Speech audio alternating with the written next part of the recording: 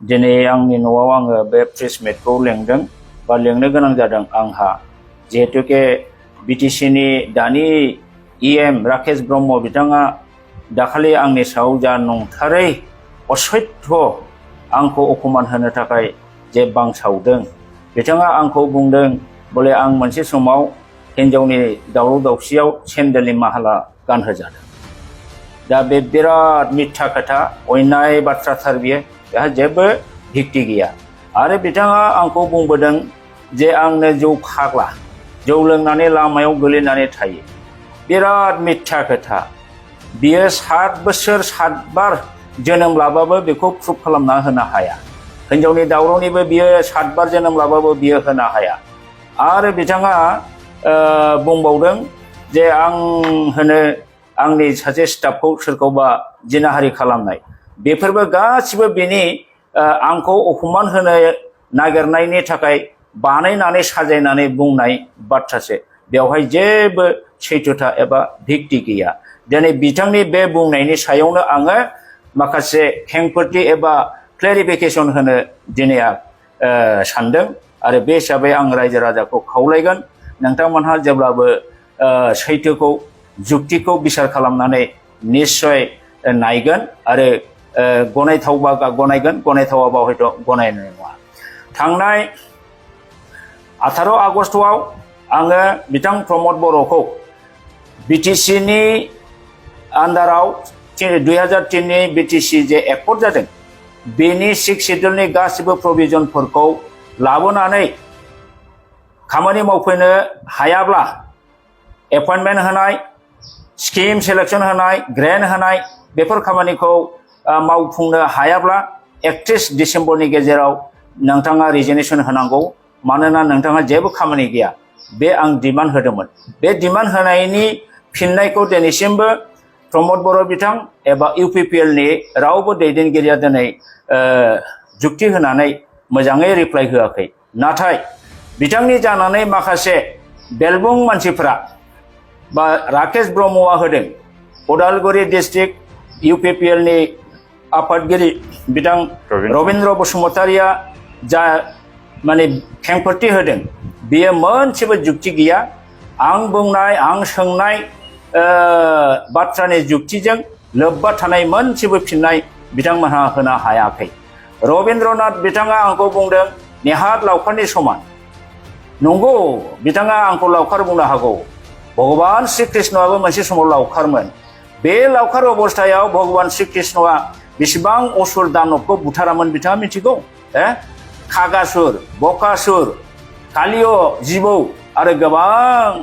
असुरफोरखौ दानबफोरखौ बियो लावखार सासे गथ' जानानैबाबो बुथारबोदों दिनै बे अमर सिंह ब्रह्मआ लावखार गथ' जानो हागौ नाथाय दिनै बर' रायजो राजानि गेजेराव जे असत्य जे नंखाय फालानानै देशखौ सालायदों दिनै बिटिसिनि गासिबो क्षमताखौ दिनै असमिया गभर्नमेन्ट हिमन्त बिश्व सरकारनो हरजोबनानै दिनै रायजो राजाखौ नंखाय फाला ओरैनो थगाय दोनदों बे सैथो बाथ्राखौ रायजोफोरनि सिगाङाव आं जेब्लाबो बुंबाय थागोन जाहाथे रायजो राजा मिथियो दिनै राकेश ब्रह्मआ लाजिथाव मुगैथाव नंथारै खोथाखौ बुंनानै बिथाङा सानदों हयथ' बिदि बुङोब्ला अमर सिंह ब्रह्मआ सैथो खोथाखौ बुंनायनिफ्राय जानगाराव थागोन बे साननाया राकेश ब्रह्मनि बिराद गोरोन्थि राकेश ब्रह्मआ मा मानसि बियो जिबनावबो हयथ' आंनि बेकग्राउन्डखौ मिथिया आं मा रोखोमनि मानसि बिथाङा मिथिया हुसियानो सा साग्लाव इमोसनेलि हयथ' सोरनिबा थुनायाव हयथ' प्रमदनि थुनायावबो जानो हागौ उरखाव गोरा ब्रह्मनि थुनायावबो जानो हागौ बिथाङा जानला मोनला फाग्लामि खोथा बुंलाबायदों राकेश ब्रह्म नोंथाङा आंनि सोमोन्दै मा मिथिगौ अमर सिंह ब्रह्मआ क्लास 1 निफ्राय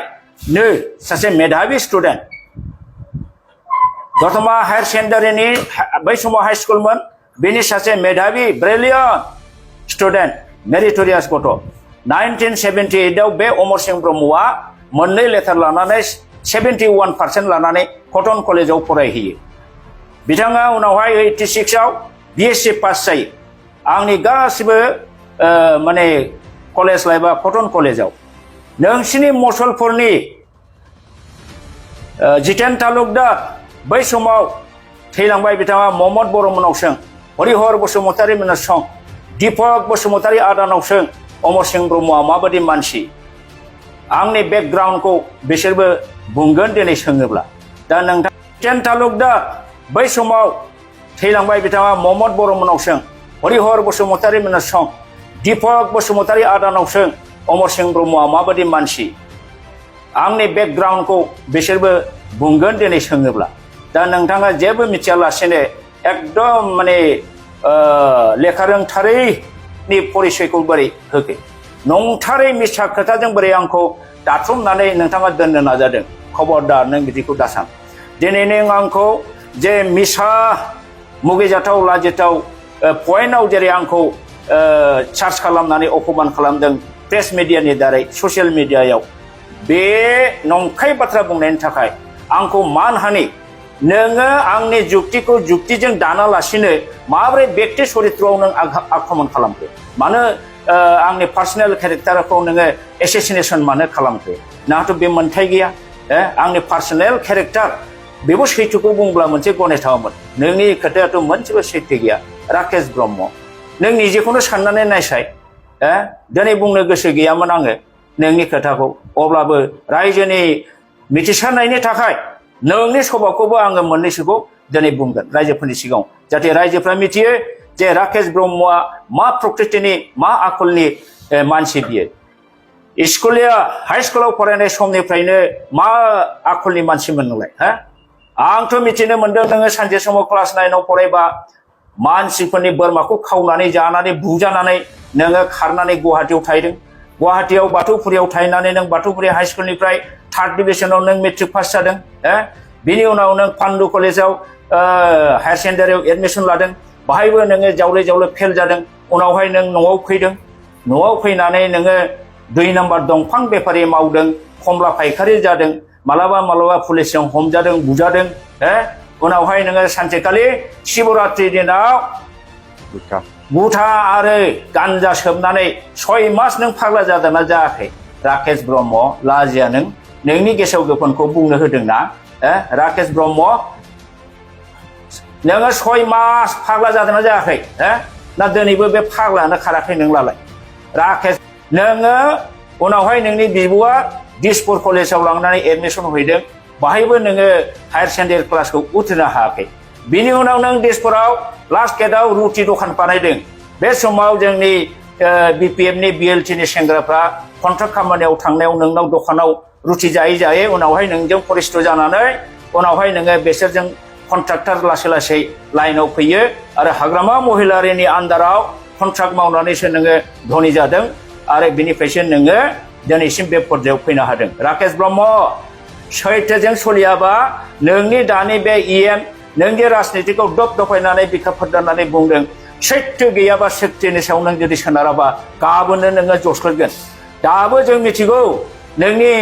मसलफोराव नोंहा बेसेबां फिल्ड दं नों मिथिया सानदों राकेश ब्रह्म नोङो नगेन सासे लेखा गोरों नगेन बर' प्रफेसारखौबो नोङो माखासे जाहोननि थाखाय नों बेखौ गुन्दा लागायना होनानै बुहोदों मानो सासे लेखा गोरोंखौ जुक्ति खोथाफोर बुङोब्ला तर्क खालामोबा नोङो बुहोग्रा आंखौबो खाथियावबा नोङो हयथ' दिनै बुहोखांसिगौमोन नङा होमबा राकेश ब्रह्म बेनो नोंनि चरित्र बोरमा सिखाव लाजिया नोङो गावनि सावा चरित्रखौ बेसेबां सानदों नों जोंनिखौ नोङो तदन्त खालाम दतमायाव फैनानै सोंफै नोङो बबे जुगाव बबे दिनाव बबे गामियाव आङो सेन्देलनि माला गानहोजाया माब्ला बबे जायगायाव आङो जौ लोंनानै उन्दुनानै थाया राकेश ब्रह्म प्रमान होनो हागोन बेबादि नंखाय मिसायै आंखौ व्यक्ति सन्मान हानि खालामनायनि थाखाय नोंखौ आं दिनै गोबां थाखानि मान हानि गसर होनो दिनै रेडि ओंखारबाय आङो दिनैनि बोथोरावनो आङो बेनि केसखौ होगोन बेनि थाखाय नों साखाफारा जानानै थाखा राकेश ब्रह्म खोथाखौ खुगाखौ दं होननानै जानला मोनला नों दाबुं दिनैसिम नोङो गोबां लिडारफोरखौ गाज्रि गाज्रि रायबाय सानसुमा बसुमतारीखौ नों गाज्रि गाज्रि रायबाय दावराव देख्रेखौबो नों गाज्रि गाज्रि रायबाय हाग्रामा महिलारिखौबो नों गाज्रि गाज्रि रायबाय नों रायै सोर दंबावो आरो नोंनि रायनायनि भाषाया मोनसेबो सभ्यता गोनां सभ्य मानसिनि बाथ्रा नङा असभ्यनिसो बाथ्रा जोब नोंना राकेश ब्रह्म नों सासे लेखा रोंदों माने मेट्रिकल पास नोङो नों जेबो भद्रतानि सोमोन्दै मिथिया नों जेबो पलिटिकेलनि सोमोन्दै मिथिया नोंनाव नैतिक गियानाबो निश्चय सभाब चरित्रआबो मोजां नङा नंखायनो बेबादि भाषाया नोंनाव फैयो नों सानदों नामा जे अमरसिंह ब्रह्मखौ बेबादि बुङोबा नोंनि सैथो खोथा बुंनायनिफ्राय जानगार होनो हागोन खबरदार don't think it don't expect Amarsingh Brahma बेबादियाव साइलेन्ट थाग्रा नङा सैथोजों जुजिग्रा बर'फा उपेन्द्रनाथ ब्रह्मनि शिष्य एखेलगे बर'फाजों जोङो कटन कलेजाव इउनिभार्सिटि साइन्स फरायनाय मानसि आङो बिनि उनाव आङो एमए पास जादों बिनि उनाव आङो बिएड पास जादों I am one of the most successful block elementary education officer during my period Amarsingh ब्रह्मखौ बेबादि बुङोबा नोंनि सैथो खोथा बुंनायनिफ्राय जानगार होनो हागोन खबरदार don't think it don't expect Amarsingh Brahma बेबादियाव साइलेन्ट थाग्रा नङा सैथोजों जुजिग्रा बर'फा उपेन्द्रनाथ ब्रह्मनि शिष्य एखेलगे बर'फाजों जोङो कटन कलेजाव इउनिभार्सिटि साइन्स फरायनाय मानसि आङो बिनि उनाव आङो एमए पास जादों बिनि उनाव आङो बिएड पास जादों I am one of the most successful block elementary education officer during my period कसुगावआव फै कसुगाव आनसलिकआव सों नोङो मूर्ख कसुगाव आनसलिक एपसआव सों आं माबादि अफिसारमोन दिनैसिमबो कसुगाव रायजो राजाफ्रा आफसोस खालामो बिनि उनाव आं गसाइगावआव बिअ जाहैदों गसाइगावनि स्टाफ गसाइगावनि रायजो मास्टारफोरनाव सोङै राकेश ब्रह्म मास्टारफ्रा अफिसार अफिस स्टाफआ मा सार्टिफिकेट होयो दिनैसिम बिथांमोनहा आफसोस खालामो बोले सारबादि आरो जोङो अफिसार जिबनाव मोनला आंनि बे साक्सेसफुल गुड एडमिनिस्ट्रेटर बे एथ' मोजां नाम सुनाम मोननाय बे नामखौ नोङो दिनै नंखाय खोथा असैथो खोथाजों आंखौ दानख्लायनो नागिरदों नङा होमबा राकेश ब्रह्म जाफुङा सैथोआ जेराव गैया बे मालाबाबो देरहासारा नोंनो असैथोजों सोलिनायनि बावला नोङो जलदब गोलैनोसै दिनै नोंनि एगेन्स्टै नोंनि समस्थिनि मानसियाबो दिनै गासिबो बिर'धि नोंनाव लोगोआनो गैला नों लाजिया नोङो सोर दंबावो नोंजों सासेल'सै नोंजों बाखन बर' होननायल'सै बाद बाखिया गासिबो नोंजों आलादा जाजोब्बाय नोंनि सभाब चरित्र थिग गैयैनि थाखाय नोंनि खोथा बाथ्रा थिग गैयैनि थाखाय राकेश ब्रह्म मानहानि गसराव गसंनो थाखाय राजि जादों नोङो आं नोंखौ वार्निं होबाय दिनै दा आङो रायजो राजा बिथांमोनखौबो खावलायो सासे इएम जानानै रेसपन्सिबल गभर्नमेन्ट दायित्व लानानै रायजो बेंनायनि दायित्व लानानै सासे इएमआ बेबादि बाथ्रा बुंनाया बेबादि इएमखौ बेबादि लिडारखौ लिडार होननानै बोरै गनायनो हायो बोरै बर'लेण्डखौ सालायगोन बेलाय बे राकेश ब्रह्मआ बेबादि गुनजों बेनो नामा इउपिपिएलनि आदर्श नीतिया इउपिपिएलआ बेबादि गुन्दा प्रकृतिनि लागाम गैयै खोथा बुंग्राफोरानो बेनो लिडारफोरनि चरित्र नामा बा बेबादिखौसो लाइ होयो नामा बेबादिखौसो लिडार होननानै सानो नामा इउपिपिएलआ दिनै इउपिपिएलनि दैदेनगिरियाबो लाजिनो गोनां आरो बेफोरबादि लिडारखौ थाबैनो एक्सपेल खालामनानै बिनि इएम पदखौ खारिज खालामनांगौ सिफायनांगौ बेखौ बेबादि थायोबा पार्टियाबो दुरनाम जायो जाथियाबो दुरनाम जायो गभर्नमेन्टआबो दुरनाम जायो गतिके आं खावलायो दिनै बे प्रेस मिडियानि दारै इउपिपिएल दोलोआ थाबैनो बेफोर गासिबो मेटार आंनिल' नङा गुबुन गुबुन समनिफ्राय राकेश ब्रह्मआ जेफोर प्रेस स्टेटमेन्ट होबोदों बेखौ मोजाङै बिसार खालामनानै बेनि बुंनाय बाथ्राफ्रा मोनसेबो जुक्ति गैयै आरो असभ्य प्रकृतिनि बेनिखायनो बेखौ बेबादि जानला मोनला पार्टिनि जानानै खोथा बुंनायनि थाखाय इएम जानानै खोथा बुंनायनि थाखाय बेखौ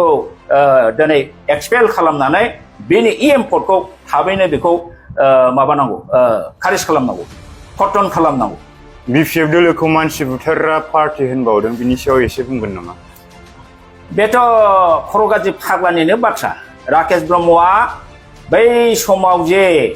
हायार सेकेन्डारि फेल जानानै